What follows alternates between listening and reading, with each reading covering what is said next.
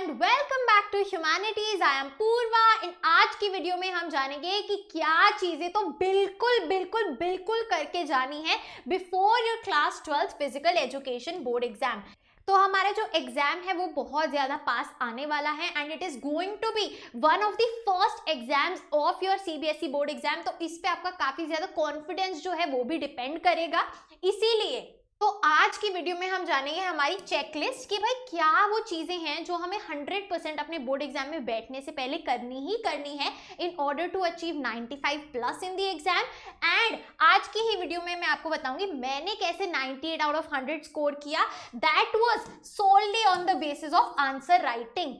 पढ़ सब सेम चीज रहे हैं, याद मोस्टली सबको ऊपर नीचे एक जैसा हो जाता है, लेकिन कैसे हम उस चीज को प्रस्तुत कर रहे हैं, कैसे हम उस चीज को लिख रहे हैं, उतार रहे हैं एक आंसर शीट पे, उसी को देखते हुए जो एग्जामिनर है वो हमें मार्क्स देता है। राइट, एग्जामिनर आपके दिमाग में घुस के नहीं देख सकता है कि यार इसने तो पढ़ा था और इसने नहीं पढ़ा था। वो केवल और केवल जो आपने आंसर जिस तरीके से लिखा है उस कला को देख के आपको नंबर देगा। तो आंसर राइटिंग में मैं आपको सिखाऊंगी कैसे अगर कम भी पढ़ा है तो उसको बहुत खूबसूरती से प्रस्तुत किया जा सकता है, जिसमें आपको मैक्सिमम मार्क्स मिलने की संभावना बढ़ जाएगी। तो चलिए शुरू करते हैं। तो चलिए जी, सबसे पहले जो हमारी चेकलिस्ट है उसमें आता है फुल सिलेबस। जी हाँ, फुल सिलेबस हमें एटलीस्ट 2 टाइम्स तो रीड कर ही लेना है। R+U यानी कि रीड प्लस अंडरस्टैंड। केवल पढ़ के कुछ नहीं होगा, समझना भी पड़ेगा, क्योंकि मेजरली 30 मार्क्स MCQ बेस्ड हैं, तो हम MCQ को भी सॉल्व कर पाएं और बाकी जो 40 मार्क्स है उसमें हम आंसर भी लिख पाएं। अब फुल सिलेबस को तो पढ़ लिया है, लेकिन आपको एक चीज और ध्यान में रखनी है कि किस टॉपिक के अंडर क्या आप पॉइंटर्स लिख के आएंगे। जैसे कि फीमेल एथलीट ट्रायड में मेन जो 3 पॉइंट्स हैं, राइट, मेन आंसर वो क्या है। मेन आपको ना उन सब हेडिंग्स पे ध्यान देना है। अगर आपने सब हेडिंग सही लिखी है जो पूछी गई है, उसके अंदर आप फिर भी 2 से 3 लाइनें बना के लिख सकते हैं, बट पॉइंटर्स यानी कि सब हेडिंग्स अपनी टॉपिक वाइज जरूर बना लें। ठीक है, बहुत अच्छे, आगे चलते हैं। दूसरी जो हमारी चेकलिस्ट है वो है सैंपल क्वेश्चन पेपर। जी हाँ, जो लेटेस्ट सैंपल क्वेश्चन पेपर है 2024 टू 25 वाला, राइट, वो मैंने अपने टेलीग्राम चैनल पे जो भी मैं आज इस वीडियो में बता रही हूँ सब कुछ सुबह ही शेयर कर दिया था, चेकलिस्ट से लेके सारे सैंपल क्वेश्चन पेपर और पास्ट ईयर क्वेश्चंस तक। तो लिंक डिस्क्रिप्शन में है, ज्वाइन कर लो एंड सैंपल क्वेश्चन पेपर जरूर सॉल्व करके जाएंगे। मैं ऐसा क्यों बोल रही हूँ, क्योंकि यार हमें लगता है कि सैंपल क्वेश्चन पेपर में जो आ गया वो एग्जाम में नहीं आएगा, क्योंकि रिपीटेड क्यों देंगे वो। लेकिन क्या होता है, सेम क्वेश्चन भी उठ के आया, पिछले साल इंग्लिश में हुआ था, सेम क्वेश्चन डिफरेंट लैंग्वेज में डाल दिया है। तो सैंपल क्वेश्चन पेपर को 100% जरूर सॉल्व करके जाएंगे। इससे आपको ना अभी ही जितना भी आपका सिलेबस हुआ है, पहले सैंपल क्वेश्चन पेपर देख लो एक बार, आपको समझ में आएगा किस टाइप के क्वेश्चंस आ रहे हैं, किस टाइप के MCQs आ रहे हैं, किस टाइप के 2 मार्कर 3 मार्कर 5 मार्कर आ रहे हैं। तो टाइप समझेंगे, फिर उसी तरीके से अपनी प्रेपरेशन करेंगे, अपना प्रिपेयर करेंगे आप। ठीक है जी, आगे चलते हैं। फिर हमारे आते हैं लास्ट 3 ईयर के पास्ट ईयर क्वेश्चंस। सीबीएसई की ऑफिशियल वेबसाइट पे 2022, 2023 और 2024 के पास्ट ईयर क्वेश्चंस अवेलेबल हैं। ये मैंने अपने टेलीग्राम पे भी शेयर करे हैं। टेक अ लुक, कैसे क्वेश्चन आ रहे हैं, क्या लेवल आ रहा है, राइट। एटलीस्ट पेपर से पहले जरूर नजर मार के जाएंगे और हो सके तो पूरा बैठ के सॉल्व कर डालो, इनके आंसर्स लिख डालो, बहुत ज्यादा हेल्प होगी। मोस्टली क्वेश्चंस जो हैं हो सकता है आ जाए अलग लैंग्वेज में सेम। ठीक है जी, अब चलते हैं 4th पॉइंट पे। जब हमारा सिलेबस भी हो गया है, सैंपल क्वेश्चन पेपर भी हो गया है, अपनी रिवीजन के लिए जो मैंने आपको स्ट्रैटेजी वीडियो में फ्लो चार्ट्स बताए थे, राइट, टेलीग्राम पे शेयर भी किया है, इंस्टाग्राम पे भी है, बहुत सारे स्टूडेंट्स ने डाउनलोड भी किया है, 1 शॉट रिवीजन वीडियो भी देखी है फ्लो चार्ट्स की। फ्लो चार्ट्स बहुत इंपॉर्टेंट है क्योंकि ये आपके आंसर राइटिंग में भी काम आएंगे। एक ना ये आपको माइंड में मैप छप जाता है यार, जब हम फ्लो चार्ट बनाते हैं, स्टिक डायग्राम बनाते हैं, याद रहता है हाँ यार इस टॉपिक के अंदर ना ऐसा फ्लो चार्ट था, यानी कि ये सब पॉइंट लिखने और इनको हल्का सा एक्सप्लेन कर देना है। तो फ्लो चार्ट आपका एक माइंड मैपिंग की तरह काम करता है and it is very helpful for quick revision and even when you are going to the exam centre, रास्ते में flow chart is the thing that you can quickly cover the full syllabus for your board exam, यानी कि quick revision में बहुत ज्यादा फायदा होने वाला है।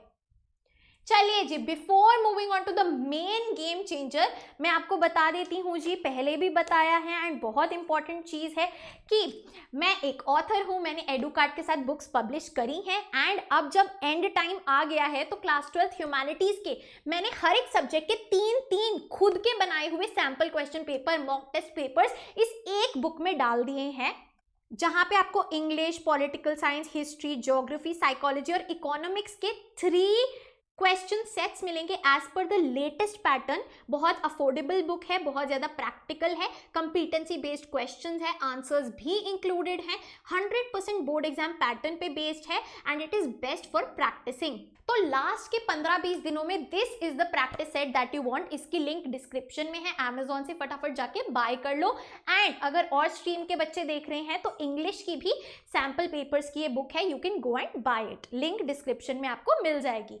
अच्छा जी, अब चलते हैं मेन पॉइंट पे कि पढ़ा अगर कम है तब भी आप बहुत ताबड़तोड़ नंबर ला सकते हैं केवल और केवल ये कला सीख के आंसर राइटिंग।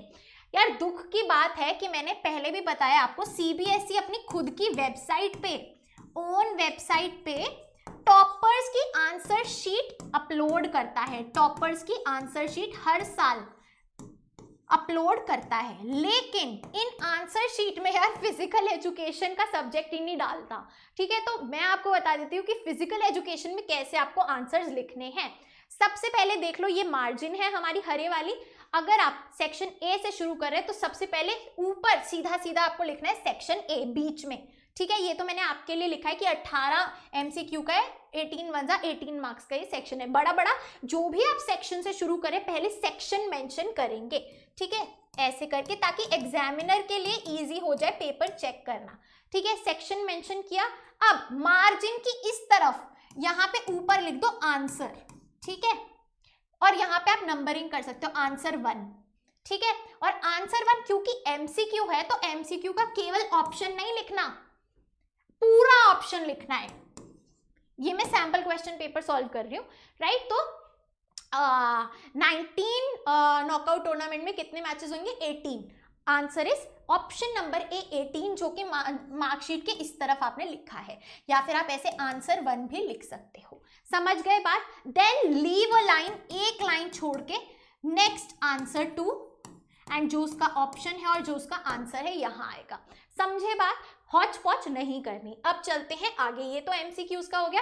अब आते हैं हम सेक्शन बी पे। पहले क्या लिखेंगे? Section B. ये हमारे 2 मार्क्स के 5 प्रश्न है। 6 प्रश्न आपको दिए होंगे 6 क्वेश्चंस में से आपको 5 क्वेश्चन अटेम्प्ट करने हैं, एक आप छोड़ सकते हैं, चॉइस मिलेगी। 10 नंबर हमारे यहाँ है। अब सेक्शन बी में पहले यहाँ पे लिख देंगे यार जो भी आपका आंसर नंबर है। ठीक है, एंड क्वेश्चन को बहुत अच्छे से पढ़ना है। एक बार मैं साथ साथ simultaneously sample question paper open कर रही हूँ और कोई भी आपका ना क्वेश्चन उठा के बोल रही हूँ, और देखो फिर कैसे हमें जो है उसको लिखना है। ओके, यहाँ पे लिखा है list down the type of bone injuries. ठीक है, this is our question, question number 22। ठीक है, तो यहाँ पे आप सिंपली 2 मार्कर है तो फ्लो चार्ट भी बना सकते हो, types of bone injuries, and यहाँ पे ऐसे टाइप्स डाल दिए, फ्रैक्चर, टाइप्स ऑफ फ्रैक्चर्स लिख डाले। ठीक है, या फिर सिंपल, ये क्रिएटिव वे हो गया, या फिर सिंपल आप क्या कर सकते हो, टाइप्स ऑफ बोन इंजरीज करके ऐसे कोलन लगाया, 1 2 3 और 4 लिख डाली नेम्स। 2 मार्कर है तो एटलीस्ट 4 तो लिख देना। ठीक है, अगर एक्सप्लेन नहीं करनी यहाँ पे तो। समझे बात? बहुत अच्छे, जहां पे क्रिएटिव हो सकते हो। आगे चलते हैं सेक्शन सी पे। सेक्शन सी पे पहले सेक्शन मेंशन करेंगे। 3 नंबर के हमें 5 प्रश्न अटेम्प्ट करने हैं, 5 क्वेश्चंस। अच्छा जी, अब 26 क्वेश्चन है यार, क्या हेल्थ प्रॉब्लम्स हो जाते हैं फीमेल एथलीट ट्रायड के कारण। So what are the problems faced, पहले हमने सब पॉइंट्स फ्लो चार्ट के थ्रू यहाँ पे लिख दिए। अब हमने किसी भी 3 हेल्थ प्रॉब्लम्स को एक्सप्लेन कर दिया। यहाँ पे हेल्थ प्रॉब्लम लिख के 2 लाइन 3 लाइन में एक्सप्लेन कर दिया, यहाँ पे हेल्थ प्रॉब्लम लिख के 2 लाइन 3 लाइन में एक्सप्लेन कर दिया। हर एक पॉइंट के बाद गैप जरूर देंगे, जहां हो सके जबरदस्ती फ्लो चार्ट मत घुसाना, जहां पे पॉसिबल हो सके जरूर से आप फ्लो चार्ट बनाएंगे। समझे? बहुत बढ़िया। आगे चलते हैं सेक्शन डी पे। ये एमसीक्यू वाला है, 4 मार्क्स के हमारे 2 क्वेश्चन है एमसीक्यू। जैसे बताया मैंने आपको, आंसर नंबर यहाँ एंड फुल ऑप्शन नंबर यहाँ और पूरा MCQ यहाँ पे, then leave a line, then the same. आगे चलते हैं, लास्ट हमारा आ जाता है section E, which is your 5 marks questions. अब ध्यान से यहाँ पे आपको देखना है, ठीक है। सैंपल क्वेश्चन पेपर के कुछ क्वेश्चंस कैसे आपको अटेम्प्ट करना है वो मैं आपको बताने वाली हूं इन द लास्ट सेक्शन, क्योंकि ये सबसे इंपॉर्टेंट है, 5 मार्क्स का आपका प्रश्न है। तो सबसे पहले लिखा है आंसर 34 में, क्वेश्चन कह रहा है, हमेशा ना क्वेश्चन रीड करते हुए उसमें अंडरलाइन कर लो कितने पार्ट हैं या क्या क्या मुझे लिखना है। List down any 4 asanas used for the prevention of hypertension. तो पहले 4 आसन हमें बताने जो हाइपरटेंशन को प्रिवेंट कर सकते हैं, रोक सकते हैं। तो यहाँ पे हमने एक फ्लो चार्ट बना देना है, आसनास टू प्रिवेंट हाइपरटेंशन, ठीक है, जैसे मैंने फ्लो चार्ट वाले उसमें किया है, ठीक है। एंड 1 2 3 4 स्पेस कवर हो गई, 4 लिख दिए। फिर क्या बोला है, explain the procedure, benefits and contradiction of any one of them with the help of stick diagram. तो भाई एक का हमें फुल डिटेल देनी है, ये बोल दिया है। तो हमेशा क्वेश्चन के पार्ट्स को अंडरलाइन कर दो कि यार मुझे ये बताना है, ताकि कोई भी स्किप ना हो, ठीक है। अब आपने पकड़ लिया ताड़ासन, तो भाई ताड़ासन एक्सप्लेन किया, यहाँ स्टिक डायग्राम बनाया, और जो जो पूछा है उसने बेनिफिट्स पॉइंट्स में लिख दिए, सिंपल 3 to 4, प्रिकॉशंस लिख दिए, कॉन्ट्राडिक्शंस लिख दिए। समझे बात? इस तरीके से क्वेश्चन पढ़ते ही उसको अंडरलाइन कर लेना है क्या क्या मुझे इसमें बताना है। कई बार बच्चे क्या करते हैं, एक ही पार्ट बता देंगे, जो पूछा है उसका उसी अमाउंट से ब्रेकअप है मार्क्स का। भाई बेनिफिट्स का आपको 1 नंबर मिलेगा, कॉन्ट्राडिक्शन का 1 मिलेगा, राइट, प्रोसीजर का 1 मिलेगा, और 4 आसन जो बनाए उसका 1, ऐसे करके 5 आपका मार्क्स बनेंगे। तो make sure to answer each and every part of a specific question. समझे बात? This is the kind of answer writing that you have to do in physical education. Make sure कि जो आप सब पॉइंट्स लिख रहे हैं ना, उसको या तो बॉक्स में बंद कर दिया, अंडरलाइन कर दे, फिर उसको 2 लाइन में एक्सप्लेन करके नेक्स्ट सब पॉइंट आ गया आपका यहाँ पे, यहाँ नंबरिंग कर दी, ठीक है, उसको एक्सप्लेन कर दिया, ठीक है, फिर नेक्स्ट सब पॉइंट यहाँ आ गया। क्लियर? जो जो पूछा है वो आपको आंसर करना ही पड़ेगा। आई होप आंसर राइटिंग के पर्सपेक्टिव से हमें समझ में आया है कि किस तरीके से साफ सुथरे तरीके से हमारी जो पेपर प्रेजेंटेशन है वो रहेगी for our class 12th physical education. बहुत बढ़िया, all the very best to each and every one of you. I know full swing में तैयारी चल रही है, राइट। एक बार मोस्ट इंपॉर्टेंट टॉपिक्स जो बताए थे उनकी आंसर राइटिंग छोटे छोटे पॉइंट्स में कर लेना कि ये आया तो ये पॉइंट्स लिखूंगा, शॉर्ट नोट्स बना लेना क्योंकि उसमें काफी फायदा रहेगा। So guys that is it for our today's video. I hope you liked it and if you did please like, share and subscribe to the channel. You are at Humanities. Happy learning and I'll see you in the next video.